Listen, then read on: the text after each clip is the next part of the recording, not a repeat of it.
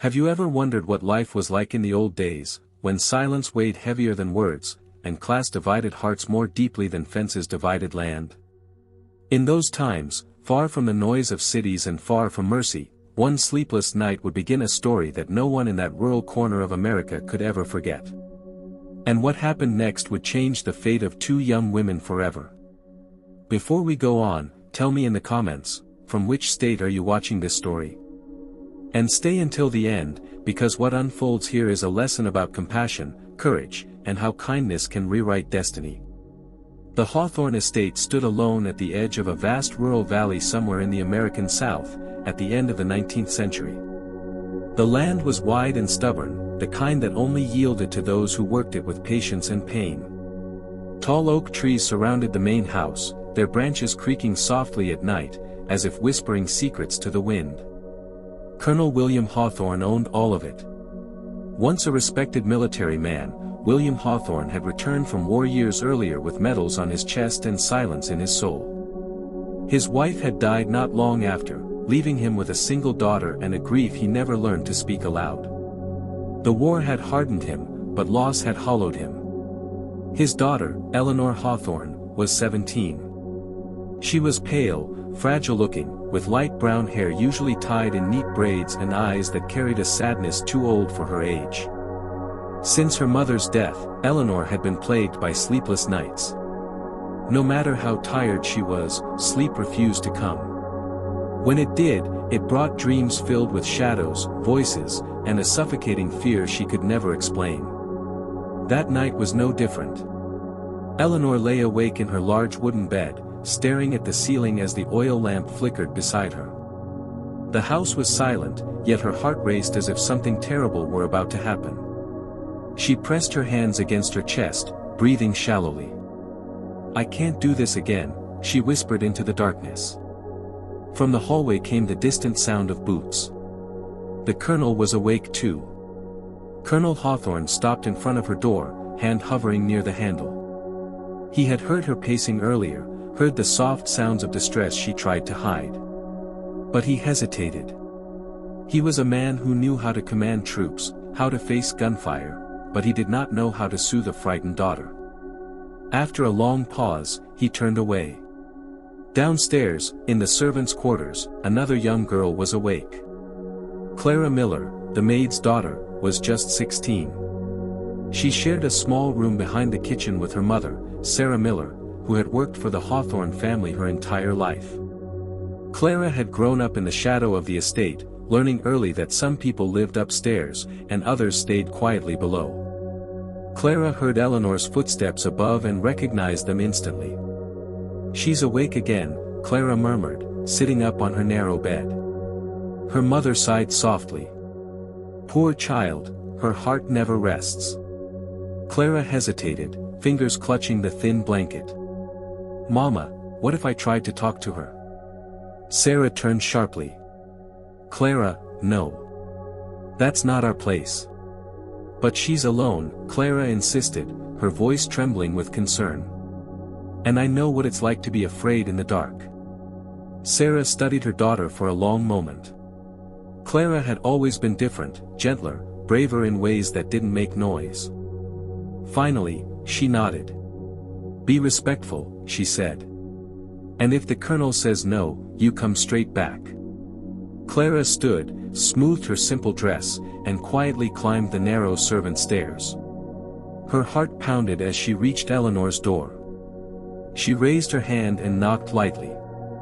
A startled voice came from inside. "Who is it?" "It's Clara, miss. Clara Miller." There was a long pause. Then the door creaked open just a little. Eleanor's eyes were red, her face pale with exhaustion. "What do you want?" she asked softly. Clara swallowed. "I heard you couldn't sleep." Sometimes talking helps." Eleanor studied her, surprised. No one ever came to her room at night. Especially not a servant's daughter. "I don't think talking will fix anything," Eleanor said, her voice cracking. "Maybe not," Clara replied gently. "But I can stay with you for a bit. You don't have to be alone." Something in Clara's tone, so sincere, so unafraid, made Eleanor step back and open the door wider. "Just for a while," Eleanor whispered. Clara entered, closing the door behind her. The room smelled faintly of lavender and old books. Clara sat on the edge of the chair, unsure where to put her hands. Eleanor lay back down, staring at the ceiling again. "I'm afraid of sleeping," Eleanor confessed suddenly. "Because when I do, everything feels empty. Like I disappear." Clara listened carefully, her eyes kind. "My father died when I was little," she said quietly. "Sometimes I feel like if I stop thinking about him, he'll disappear too. But then I remember, love doesn't vanish just because we close our eyes." Eleanor turned her head, surprised. "You really think that?" Clara nodded. "I do." Outside, the wind brushed against the windows, but inside, the air felt different. Lighter. For the first time in weeks, Eleanor's breathing slowed. Unbeknownst to them, Colonel Hawthorne stood silently outside the door, having returned after hearing unfamiliar voices. He recognized Clara's tone immediately. He didn't interrupt. For the first time, someone had reached his daughter in a way he never could. And that night, as Eleanor finally drifted into a peaceful sleep, the fate of two young women, and an entire household, began to change. If this story already touched your heart, make sure to like this video and subscribe to Stories of the Season. In the next block, you'll discover how this forbidden friendship begins to shake the rigid walls of the Hawthorne estate.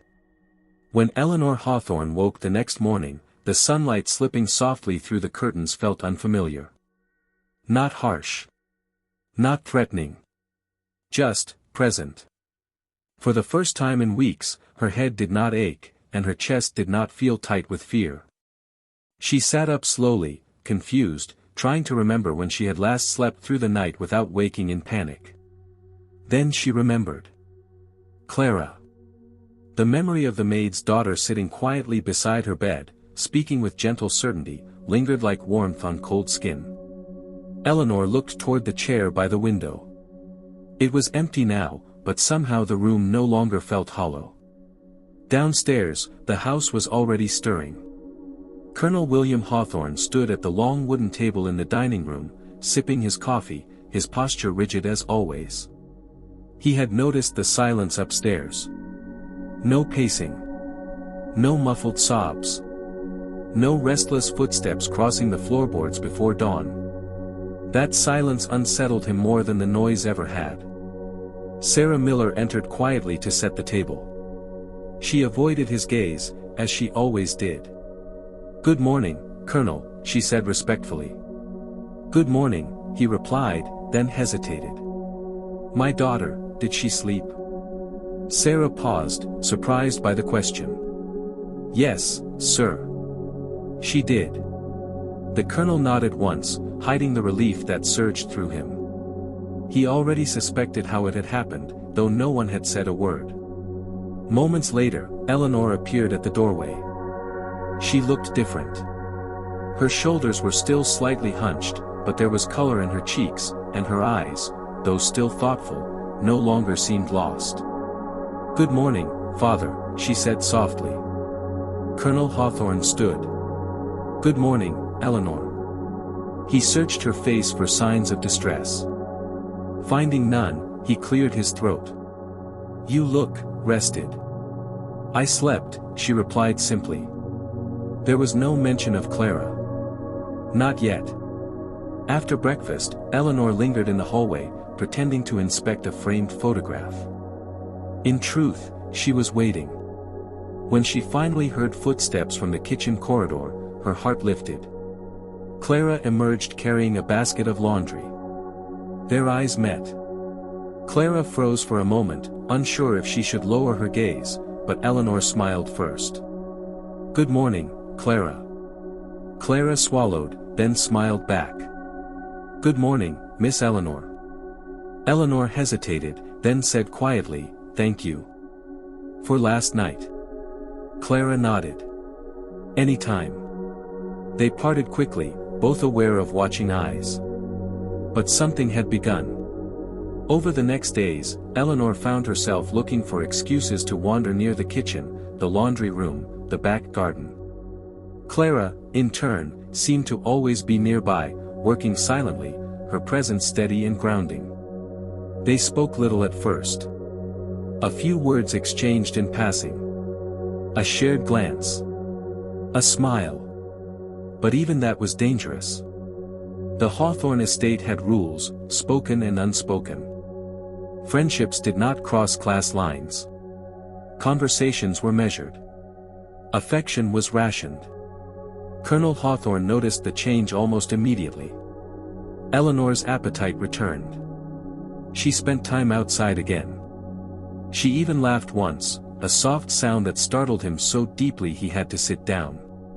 He began watching Clara more closely. One afternoon, he found Eleanor sitting under the old oak tree behind the house.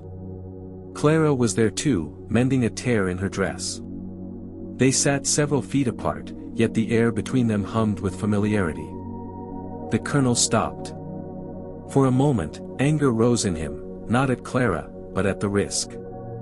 At the world that punished those who stepped out of line. Eleanor looked up and saw him. She stood immediately. "Father." "That's enough," he said calmly. Clara rose as well, lowering her head. "I'll go, sir." "No," the colonel said, surprising them both. He studied Clara's face, young, earnest, unguarded. He saw no insolence there. Only kindness. "You may stay," he said slowly. "But remember where you are." Clara nodded. "Yes, sir."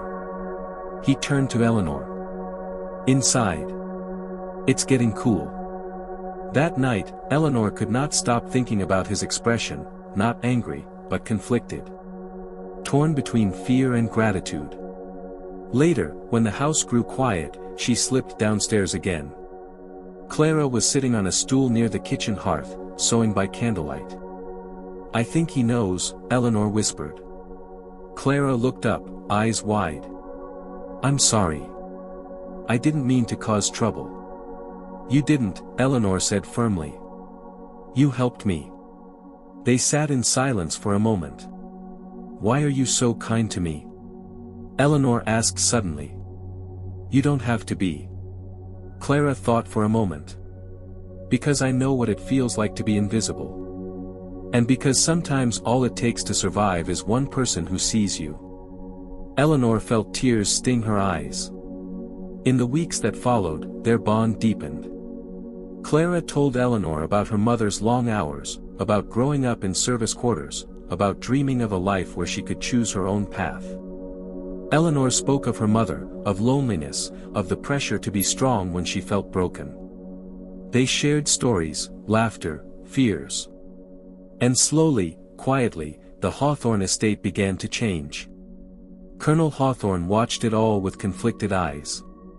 He told himself it was temporary. That it would end as all things did. But one evening, as he passed Eleanor's room, he heard her voice, calm, steady, alive. She was reading aloud. And Clara was listening. Something inside the colonel cracked. He realized then that whatever was forming between those two girls was not weakness. It was strength. And it terrified him. Because strength, once awakened, could not be contained. If you're feeling the quiet power of this bond, like the video and subscribe to Stories of the Season. In Block 3, the colonel's past will resurface, and a single decision will threaten to tear this fragile connection apart. The change inside the Hawthorne estate did not announce itself loudly. It crept in through small things, through Eleanor's steadier steps in the hallway, through the return of her appetite, through the way light seemed to linger longer in her room. But Colonel William Hawthorne felt it in his bones. He had survived war by learning to recognize shifts before they became storms, and now, something fundamental was shifting under his roof. And it frightened him. Late one evening, Colonel Hawthorne sat alone in his study, the heavy oak desk cluttered with papers he had not touched in years. The fire crackled softly, shadows dancing along the walls lined with military maps and faded photographs. He held a worn envelope in his hands, its edges frayed, the ink on the address nearly faded beyond recognition. It was a letter he had sworn never to open again. The seal had been broken years earlier, the words inside already known by heart. Yet tonight, his fingers trembled as if touching it for the first time. The letter was from Margaret Hawthorne, his wife. Written weeks before her death. "I'm afraid for Eleanor," the letter read, the handwriting gentle but urgent. "If something happens to me, promise you won't raise her behind walls of silence. She needs warmth, not armor." William closed his eyes. He had broken that promise. After Margaret's death, fear had taken command of him. Fear of losing Eleanor too. Fear of a world that took everything he loved. So he built walls, of discipline, of distance, of authority, believing that strength meant control. And now, a maid's daughter had undone it all with kindness. The thought stirred something sharp inside him, not anger at Clara, but guilt at himself. A soft knock interrupted his thoughts. "Come in," he said. The door opened to reveal Reverend Thomas Bell, the local preacher and an old acquaintance from William's military days. His presence was unusual at that hour. "William," the Reverend said quietly. "I hope I'm not intruding." "Not at all," William replied, motioning him inside. "What brings you here so late?" Thomas hesitated. "It's Eleanor." William stiffened. "What about her?" "People are talking," Thomas said carefully. "They've noticed she's changed. They're asking questions." William's jaw tightened. "She's healthier. That should be a blessing." "It is," Thomas agreed. "But you know how this town works. They're curious about why." William leaned back, rubbing his temples. "Let them talk." Thomas studied him. "And Clara?" The name hung heavy in the air. William's silence was answer enough. "You need to be careful," Thomas continued. "The line between kindness and scandal is thin here." William rose abruptly. "My daughter's peace is not a scandal." "No," Thomas said gently. "But the town might not see it that way." After Thomas left, William stood staring into the fire. He could not deny the truth. Eleanor's connection to Clara was already drawing attention. And attention, in a place like this, was dangerous. The next morning, William called Eleanor into the study. She entered cautiously, sensing the gravity of the moment. Clara's name echoed in her mind before it was ever spoken. "Sit down," William said. Eleanor obeyed. He studied her carefully. She met his gaze, no longer shrinking under it. "You've been spending a lot of time with Clara Miller," he said. Eleanor swallowed. "Yes, father." There was no apology in her voice. "Why?" "Because she listens," Eleanor replied honestly. "Because she helps me breathe." William closed his eyes for a brief moment. "She is not your equal in society," he said, choosing his words with care. "People will talk."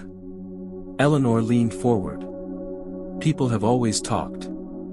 That never helped me sleep." Silence fell between them. "You're asking me to break rules that have governed this house for generations," William said finally. "I'm asking you to let me live," Eleanor replied, her voice steady but trembling at the edges. The word struck him harder than any accusation. After Eleanor left, William paced the study for nearly an hour. Every instinct drilled into him, discipline, order, reputation, urged him to put an end to the friendship. But Margaret's letter burned in his pocket. That afternoon, Clara was called into the study. She entered with her head lowered, hands clasped tightly in front of her. "Yes, sir," she said quietly. William looked at her for a long moment. "You've been spending time with my daughter," he said. "Yes, sir." "Why?" Clara lifted her eyes just enough to meet his gaze. "Because she needed someone. And because I care." Her honesty disarmed him. "You understand the position this puts you in," he said. "Yes, sir," Clara replied. "If you ask me to stop, I will." The room felt unbearably quiet. William expected relief at the offer. Instead, he felt something like loss. "Did you intend to challenge the order of this house?" he asked. "No, sir," Clara said softly. "I only wanted her to sleep." Something in her words broke the last of his resistance. "You may continue," he said at last. "But discreetly." Clara's eyes widened. "Thank you, sir. And Clara," he added, his voice low. "If anyone asks, you speak to me first. Do you understand?" "Yes, sir." When she left, William sank into his chair. That evening, Eleanor found Clara in the garden. "He knows," Eleanor whispered. "I know," Clara replied. "He spoke to me." Eleanor's heart raced. "And? He didn't stop us." Relief washed over Eleanor so powerfully she had to sit down. They laughed softly, the sound barely louder than the rustling leaves. But neither of them noticed the figure watching from the far edge of the property. Mrs. Abigail Crow, a widow known for her sharp tongue and sharper memory, stood hidden among the trees. She had seen enough to piece together a story, and she had no intention of keeping it to herself. That night, whispers began to move beyond the estate. And somewhere in town, a long-buried resentment stirred awake. If this chapter deepened your connection to the story, like the video and subscribe to Stories of the Season. In Block 4, rumors spread, loyalties are tested, and the fragile bond between the two girls faces its first true threat. In a town like Red Hollow, rumors did not run, they seeped. They slipped beneath doors, crept along fence lines, and settled into conversations like dust that no one bothered to wipe away. By the time Eleanor Hawthorne noticed the change, it was already everywhere. It began with looks. At the general store, conversations fell silent when she entered. Women paused mid-sentence, men cleared their throats, children were pulled gently but firmly aside. Eleanor felt it like a cold draft against her skin, invisible but unmistakable. She returned home with her basket half full and her heart heavy. Clara noticed immediately. "You're quiet," Clara said later that afternoon as they shelled beans behind the kitchen. "They're talking," Eleanor replied. "I don't know what they're saying, but I know it's about us." Clara's hand stilled. "I'm sorry." "It's not your fault," Eleanor said quickly. "I just didn't think it would start so soon." Clara lowered her gaze. She had grown up under the weight of whispers.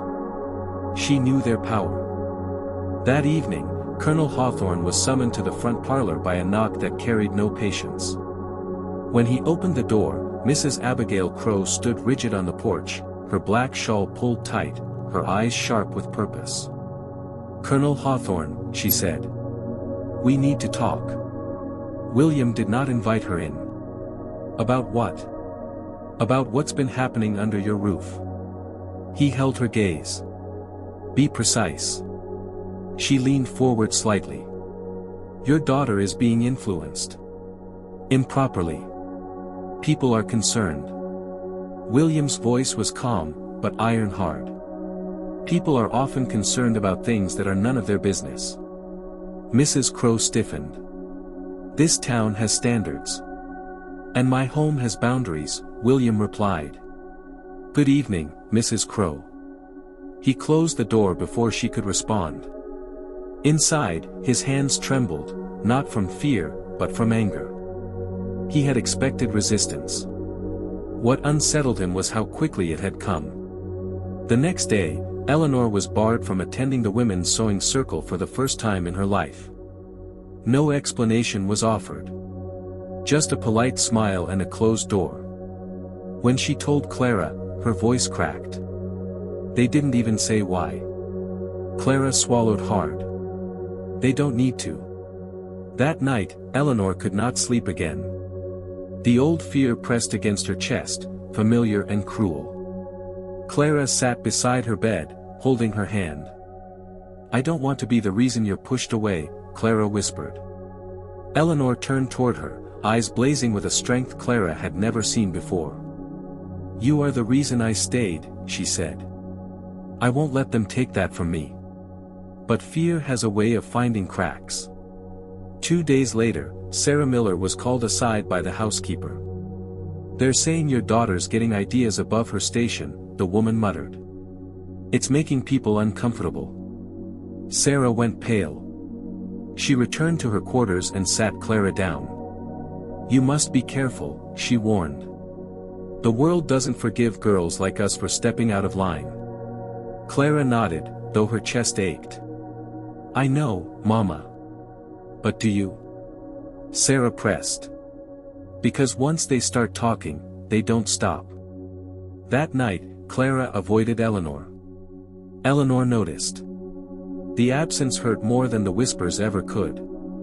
On the third evening, Colonel Hawthorne called Clara into the study again. This time, his expression was grim. "The rumors are growing," he said. "And they're no longer harmless." Clara stood still, bracing herself. "I won't ask you to stop seeing Eleanor," he continued. "But I will ask you something harder." She looked up. "You must decide how much you're willing to lose." Clara's throat tightened. "I already know the answer." He nodded slowly. "So do I." The next morning, Eleanor woke to find Clara gone. Her bed untouched. Her seat empty. No note. Panic seized her. She ran downstairs, heart pounding, only to find Sarah packing a small bag. "What's happening?" Eleanor demanded. Sarah avoided her eyes. "Clara's gone to my sister's farm. Just for a while." Eleanor felt the room tilt. "Why?" "Because this place is no longer safe for her," Sarah replied gently. Eleanor turned and ran. She found her father in the stable. "You let her go," Eleanor said, tears streaming down her face. William did not deny it. "I didn't stop her. She needed me," Eleanor cried. "And I needed her." William closed the distance between them. "And that," he said softly, "is exactly why this town would destroy her." Eleanor sank to the ground. For days, she barely spoke.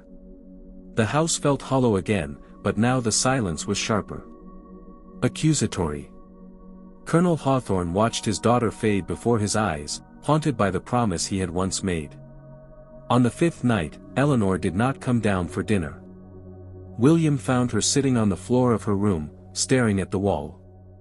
"She left because of me," Eleanor whispered. "Everyone leaves." Something inside William finally broke. "No," he said firmly. "She left because I failed to protect what mattered." He knelt in front of his daughter. "I once promised your mother I would never let fear rule this house again," he said. "And I broke that promise." Eleanor looked at him through tears. "What will you do now?" William stood. "I will bring her back." That same night, he saddled his horse. Red Hollow would talk. Let it. If this chapter made your heart tighten, like the video and subscribe to Stories of the Season. In Block 5, the Colonel will confront the town, and a choice will be made that can never be undone. The lonely Colonel's daughter couldn't sleep. But the maid's daughter managed to calm her down. Is almost equal to 180 words. Stories of the Season. Colonel William Hawthorne rode through the night as if the past itself were chasing him. The dirt road that led away from Red Hollow stretched narrow and unforgiving, bordered by fences worn thin by time and fields that slept under the moonlight. His horse's hooves struck the ground in a steady rhythm, each sound echoing a decision that could no longer be postponed. For years, William had believed that authority meant distance. That protection meant control. That silence was the safest form of love. War had taught him that emotions clouded judgment, that attachment made men weak. But war had not prepared him for fatherhood. And it had certainly not prepared him for the quiet courage of a servant's daughter who had done in days what he had failed to do in years. Clara Miller was staying at a small farm nearly 10 miles outside town, owned by her aunt, a woman widowed young, known for keeping to herself. William had learned the location from Sarah Miller, whose eyes had filled with tears when she realized the colonel intended to go after her daughter. "Bring her home," Sarah had whispered. "If she wants to come." That condition echoed in William's mind now. If she wants to come. The farm appeared just before dawn. A modest house, low-roofed, smoke already rising from the chimney. William dismounted, adjusted his coat, and knocked. A woman answered, cautious but not hostile. "I'm looking for Clara Miller," William said. "I'm Colonel Hawthorne." The woman studied him for a long moment, then stepped aside. Clara was sitting at a rough wooden table, hands wrapped around a mug of tea. She looked thinner already. Tired. But her eyes were steady. When she saw him, she stood. "Sir." William removed his hat. "I came to ask you something," he said. "And to apologize." Clara blinked, stunned. "For what?" she asked quietly. "For letting fear make decisions in my house," he replied. "And for allowing others to push you away when you did nothing wrong." Clara hesitated. "Eleanor?" "She's hurting," William said honestly. "And so am I." Silence stretched between them. "You don't owe us anything," he continued. "But if you choose to return, it will be because I stand between you and this town. Not because you hide." Clara swallowed hard. "You can't control Red Hollow," she said gently. "No," William agreed. "But I can choose where I stand." Tears welled in Clara's eyes, not from fear, but from the weight of being seen. "I want to come back," she said. "But not if I'm the reason Eleanor suffers." William nodded. "You're the reason she lives." They rode back together as the sun rose. At the estate, Eleanor was sitting on the front steps, hollow-eyed, when she saw them. She ran. Clara barely had time to dismount before Eleanor threw her arms around her, sobbing openly. Clara held her tightly, no longer afraid to be seen. From that moment, there was no turning back. But Red Hollow did not take the colonel's defiance lightly. That very afternoon, a group of townspeople gathered outside the Hawthorne gates. Among them stood Mrs. Abigail Crow, lips pressed thin with satisfaction. Colonel Hawthorne stepped forward alone. "I know why you're here," he said calmly. Mrs. Crow spoke first. "This arrangement is inappropriate. It's confusing your daughter and disturbing the order of this town." William's gaze swept across the crowd. "The order you speak of nearly destroyed my child," he replied. "I will not sacrifice her well-being to preserve your comfort." Murmurs rippled through the group. "You're encouraging disobedience," someone called. "I'm encouraging compassion," William answered. "If that threatens your rules, perhaps the rules are broken." Mrs. Crow sneered. "You think one man can change how things work?" William's voice lowered, steady as stone. "I don't need to change how things work. Only how my house works." Silence followed. Then anger. "You'll regret this," Mrs. Crow said. "Perhaps," William replied. "But my daughter will sleep at night." The crowd dispersed, unsatisfied but cautious. Power had shifted, and they felt it.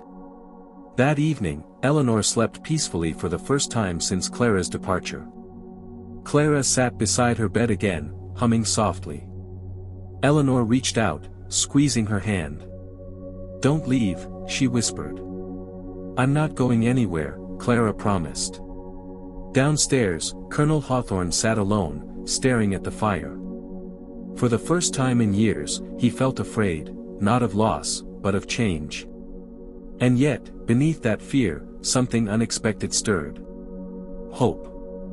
If this chapter showed you the power of standing your ground, like the video and subscribe to Stories of the Season.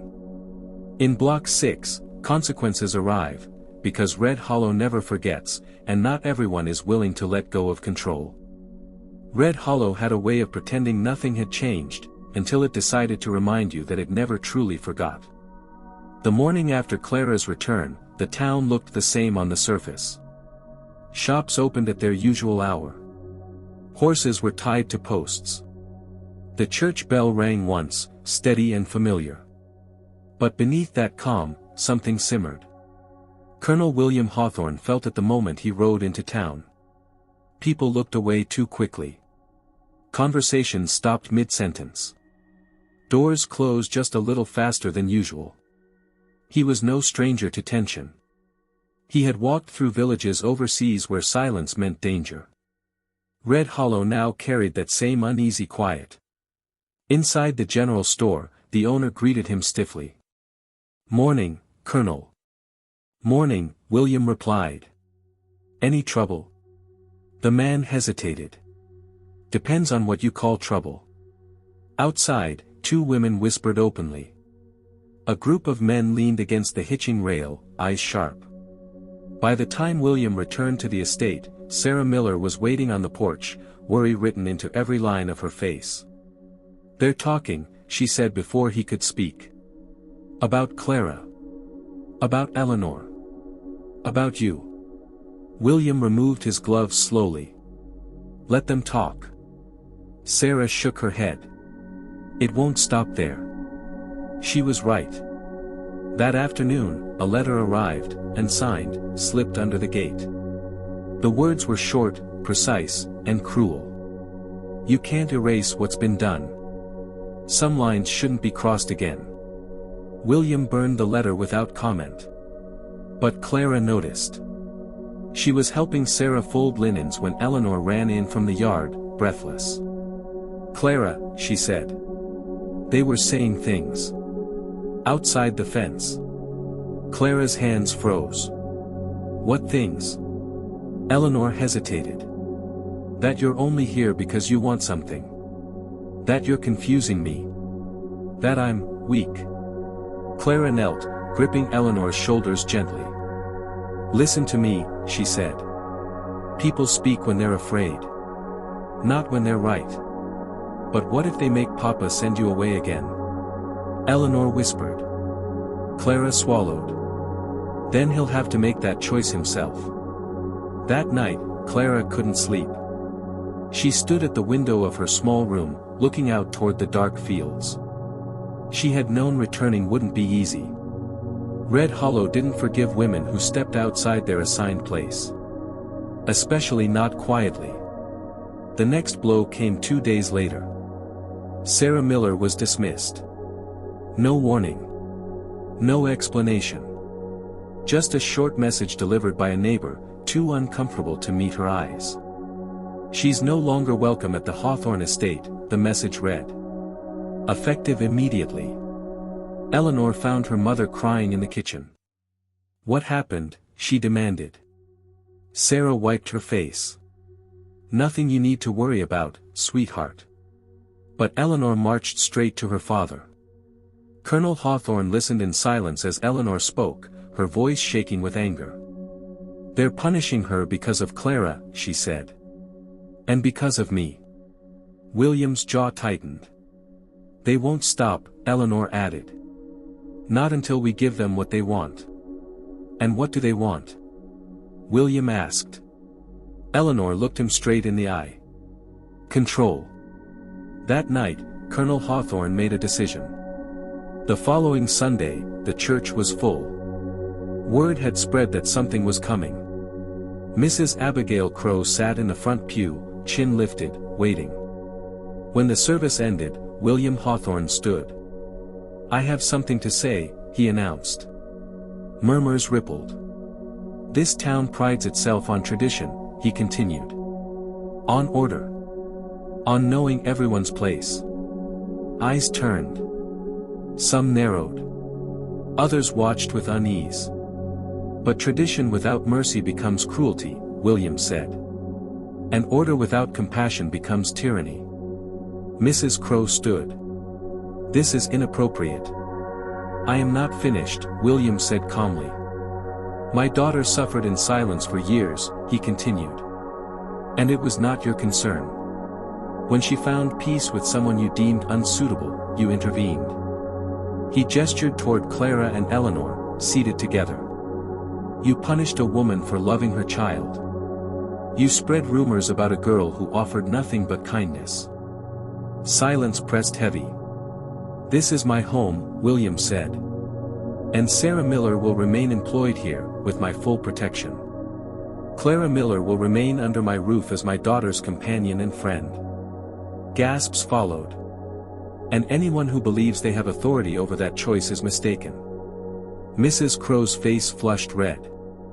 "You're undermining the moral fabric of this town," she snapped. "No," William replied. "I'm mending it." He turned and walked out, Eleanor at his side. The fallout was immediate. Some families withdrew. Others whispered of scandal. Invitations disappeared. Business grew cold. But something else happened too. A woman approached Clara one morning, eyes downcast. "My daughter has trouble sleeping," she said quietly. "I heard you're good with children." Another followed. Then another. Slowly, quietly, cracks appeared in Red Hollow's certainty. Not everyone agreed with Mrs. Crow. Not everyone believed punishment was righteousness. Eleanor watched it all with growing awareness. "You're changing things," she told Clara one night. Clara smiled faintly. "Change is just truth refusing to stay hidden. But truth has a cost." One evening, as Eleanor slept, Clara heard footsteps outside her window. A shadow moved along the fence. The message was clear. Red Hollow was not done. And the next move would not be subtle. If this chapter shows how courage challenges old systems, like the video and subscribe to Stories of the Season. In Block 7, the town's resistance turns dangerous, and Clara is forced to choose between safety and staying.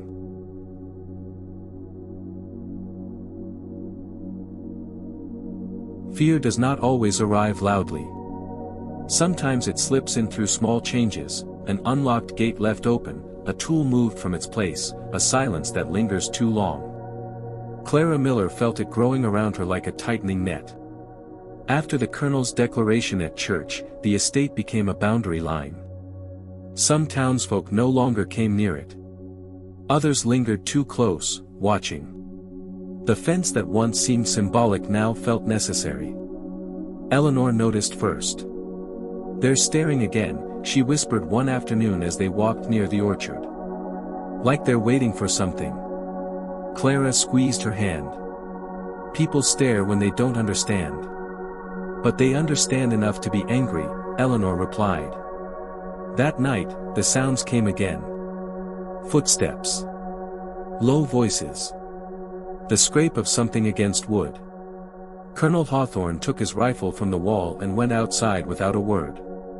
He found nothing, only trampled grass near the gate and a deep mark carved into the fence post. A crude symbol. A warning.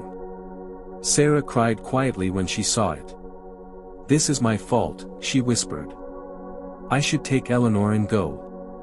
"No," William said firmly. "That's what they want." Clara remained silent, but inside, something fractured. She had returned to Red Hollow believing endurance was enough.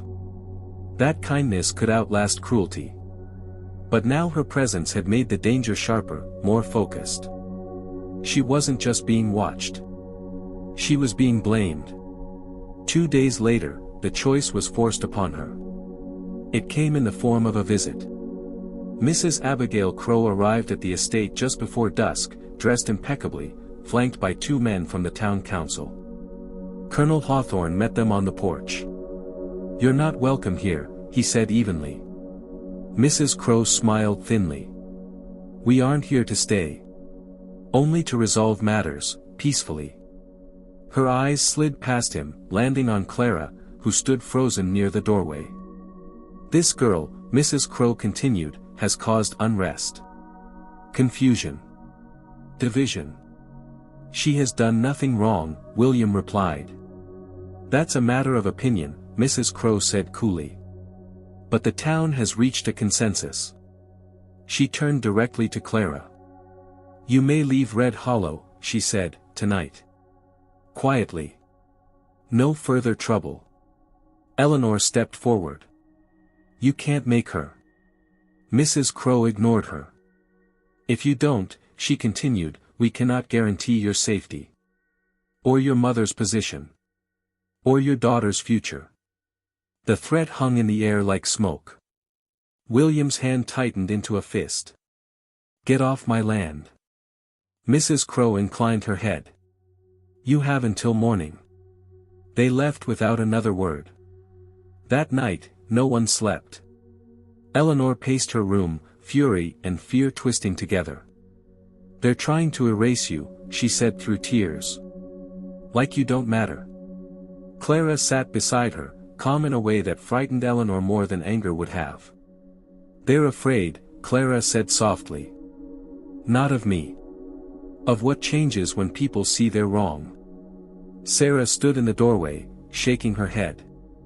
We can't fight all of them. Clara looked at her mother then, really looked. Sarah's hair had gone more gray. Her hands trembled when she thought no one noticed. She had already lost too much once. Clara turned to Eleanor. I need you to listen, she said gently. No, Eleanor snapped. Don't say it. If I stay, Clara continued, this will get worse. You're not the problem. Eleanor cried. I know, Clara said. But sometimes the truth still has to move. Silence followed. Colonel Hawthorne watched from the doorway, his face carved from stone. You're not leaving, he said at last. I won't allow it. Clara stood. You taught me something important, she said to him. That dignity isn't about winning. It's about choosing what you can live with. She turned back to Eleanor. I came back because you needed me, Clara said. You don't need me the same way anymore. Eleanor shook her head violently. You're wrong. Clara cupped her face. You sleep now, she said softly. You breathe. You speak. You stand up to them. Tears streamed down Eleanor's face. Because of you. Exactly, Clara whispered. Before dawn, Clara packed her things. Not much, clothes, a book, the small wooden bird Eleanor had carved for her. Sarah hugged her tightly, sobbing into her shoulder. I failed you once, Sarah said. I won't forgive myself if I let you walk into danger again. Clara kissed her mother's forehead. You didn't fail me. You raised me to choose my own worth. When Eleanor woke, Clara was already at the gate. She ran barefoot across the yard. Don't go, she pleaded, gripping Clara's coat. Please. Clara knelt, pressing her forehead to Eleanor's. This isn't goodbye, she said. It's a promise. To what? To come back when they no longer get to decide. She stood and walked away before Eleanor could stop her. The road out of Red Hollow was quiet. But behind her, something shifted. Eleanor Hawthorne stood at the gate long after Clara disappeared from view. And for the first time in her life, she did not feel powerless.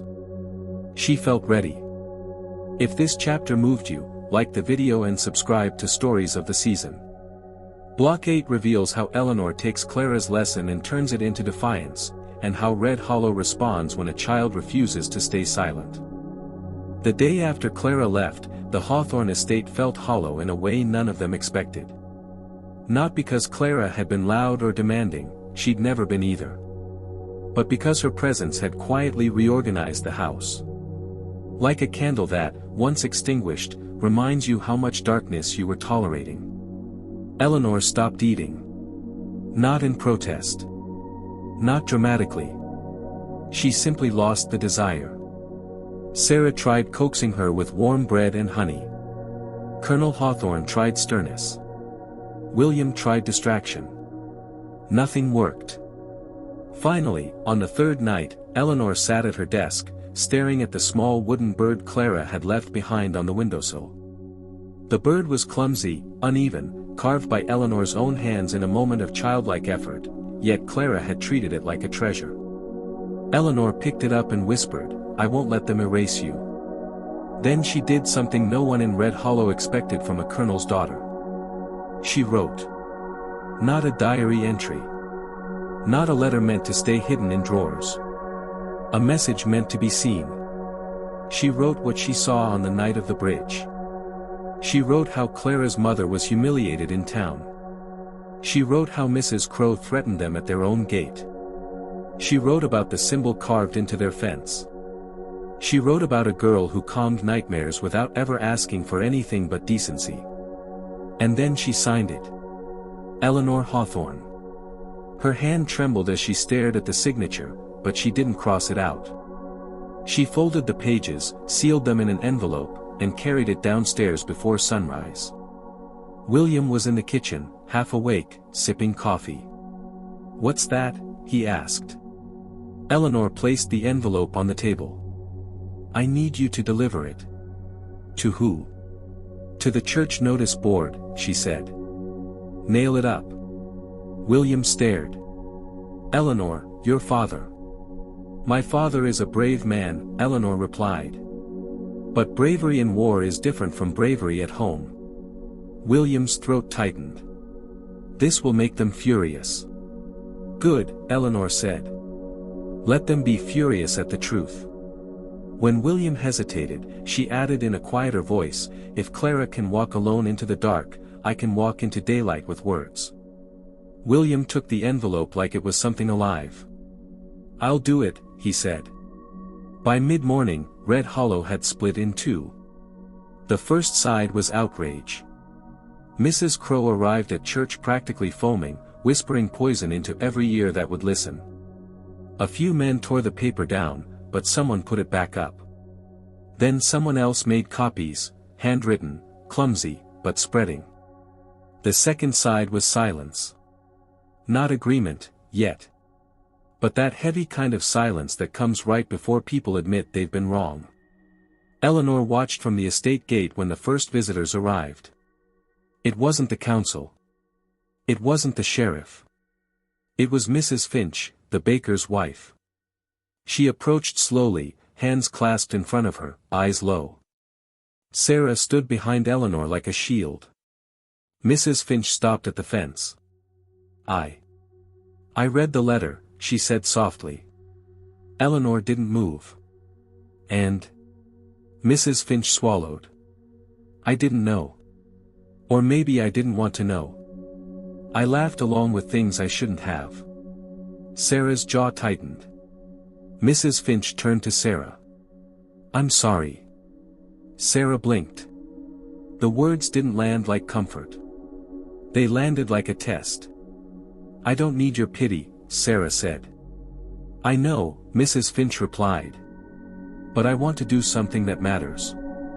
She held out a small basket, fresh bread, wrapped in cloth.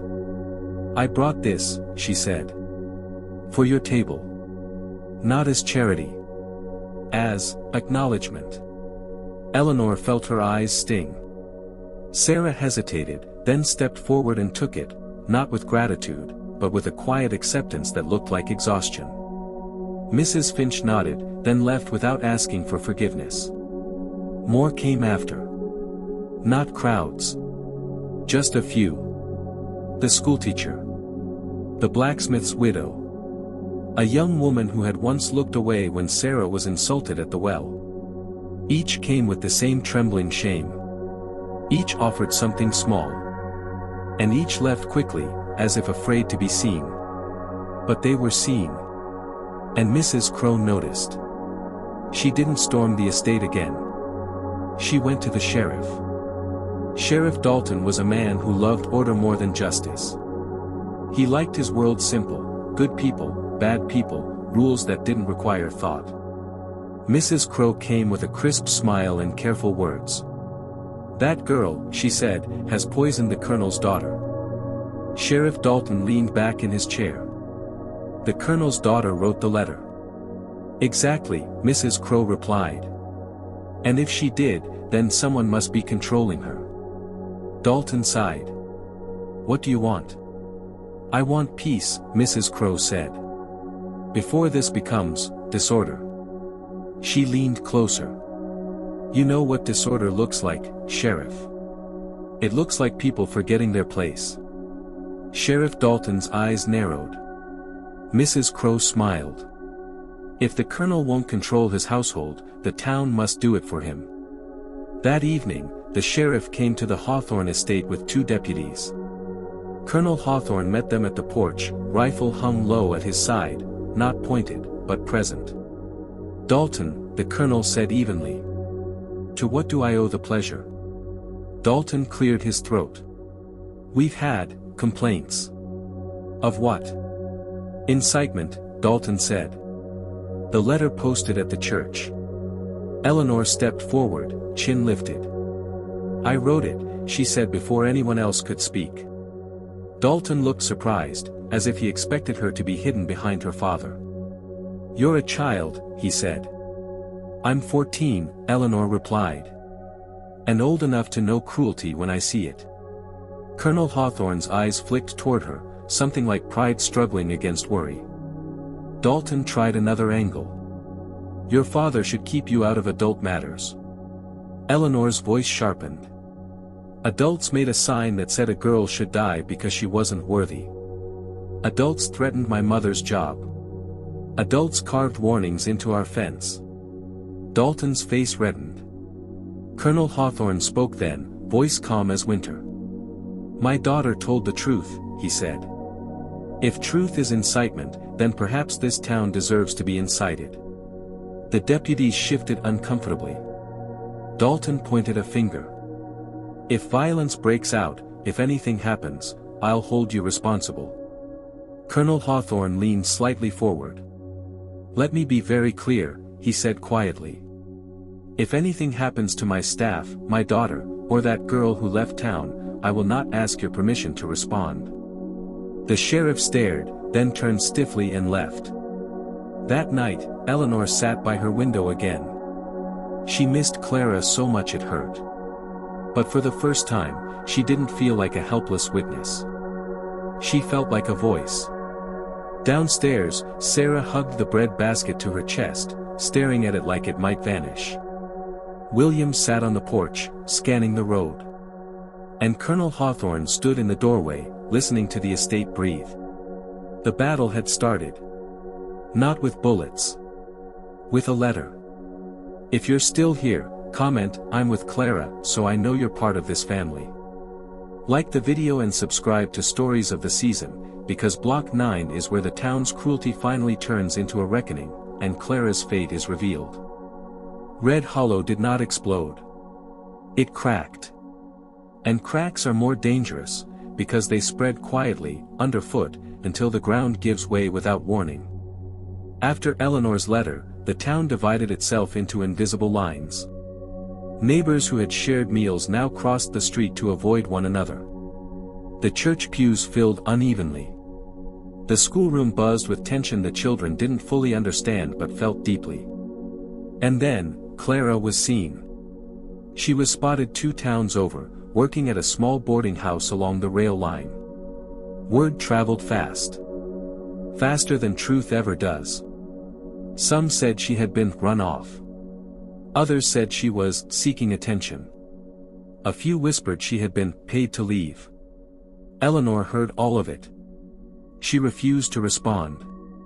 Instead, she acted. One morning, without asking permission, Eleanor packed a small satchel, bread, a notebook, the wooden bird, and saddled her pony. Sarah caught her halfway down the drive.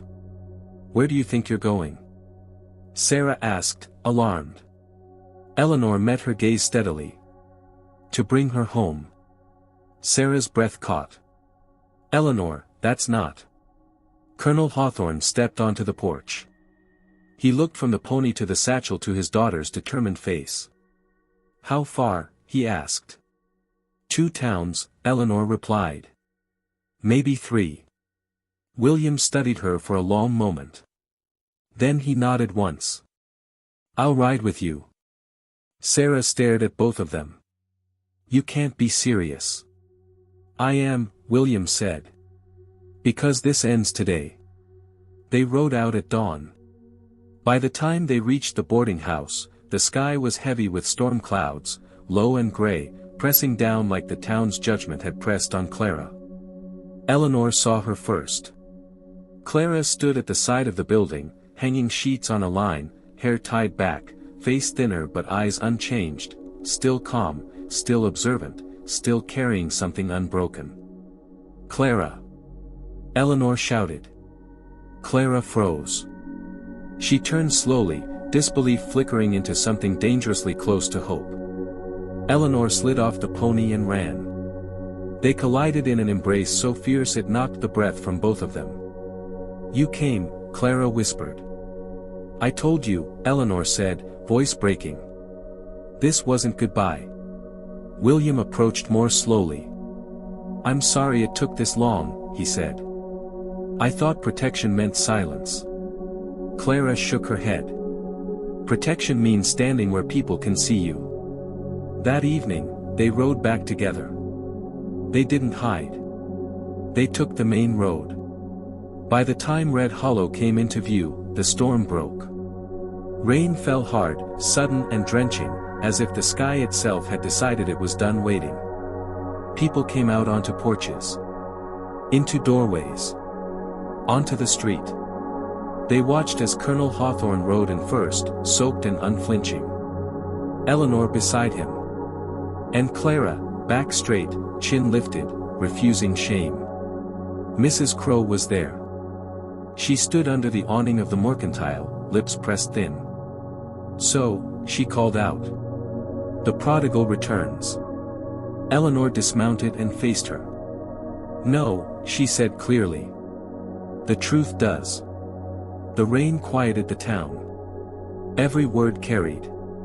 Clara stepped forward. I left because I was threatened, she said. Because kindness made you uncomfortable. Because you confuse power with morality. Mrs. Crow laughed sharply. You expect us to apologize? No, Clara replied. I expect you to listen. Colonel Hawthorne dismounted. This town will decide today who it is, he said. Because I'm done pretending neutrality is virtue. Mrs. Crow scoffed.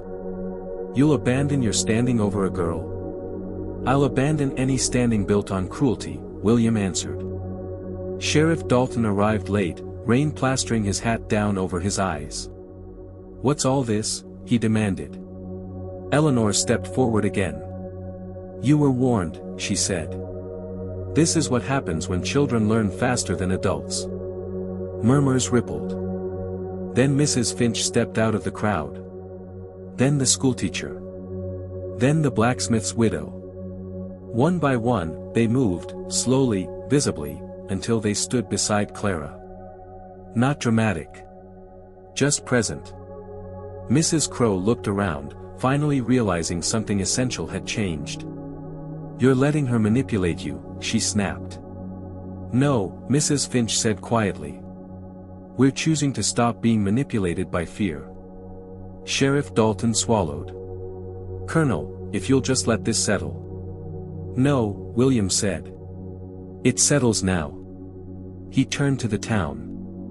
This estate will remain open to anyone who needs shelter, education, or work, without judgment. Anyone who interferes will answer to me. Silence.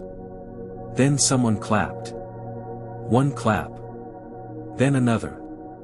Not applause. Agreement. Mrs. Crow backed away, her authority dissolving like paper in rain. That night, Clara slept at the Hawthorne estate again. Eleanor sat beside her bed, as she once had.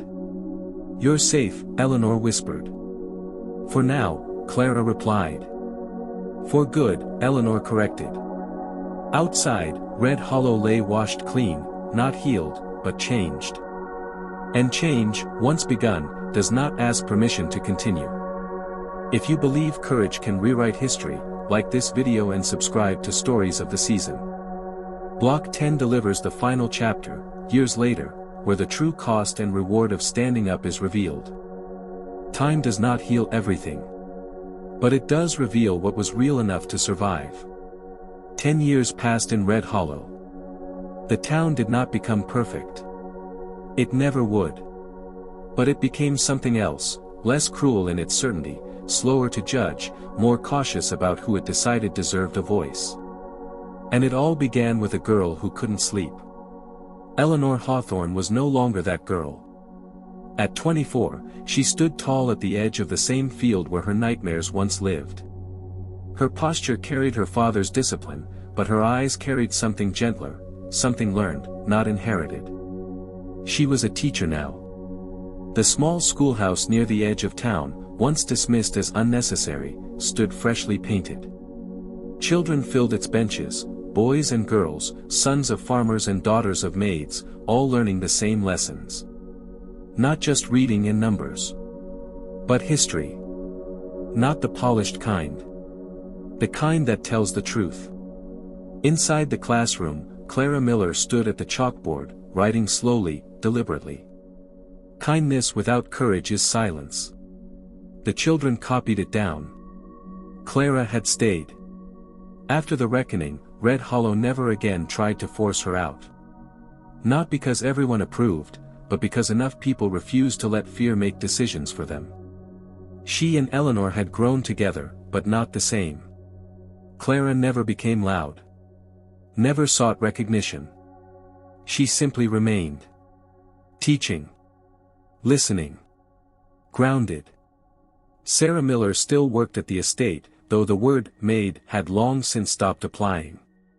She managed the household now, her authority unquestioned. She laughed more. Slept better. Colonel William Hawthorne had aged into a quieter strength. He no longer rode daily patrols of the land.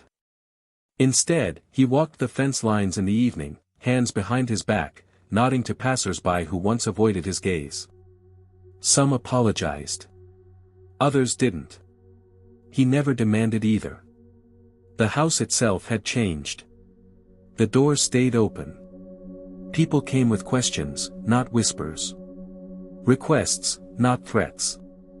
On the anniversary of the letter, every year without fail, Eleanor walked to the church notice board. She didn't post anything. She just stood there. Remembering. That evening, Eleanor sat on the porch steps beside Clara, fireflies blinking in the tall grass. "Do you ever wish you'd left?" Eleanor asked. Clara considered the question carefully. "No," she said at last. "But I'm glad I learned I could." Eleanor smiled. "That's what scared them most." Clara nodded. "It always is." Down the road, a woman approached with a young girl clinging to her skirt.